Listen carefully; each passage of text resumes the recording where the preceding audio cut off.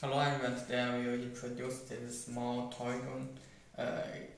So first let me introduce how to turn on the drone. Push the button. So it's power on.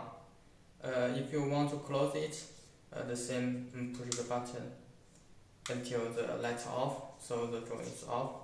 And this drone has small 3 playing mode. So first I will introduce the first mode and then push the button until the light turns to green. Is in the first mode, and throw it into the air. So it will fly automatically, and it has obstacle avoidance, so it will not hit the wall. And it's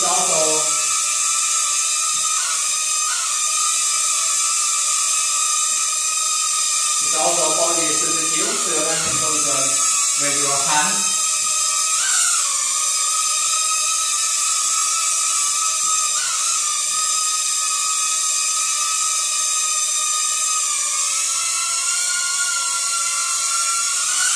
And if you want to stop it, just turn the upside down, it will stop.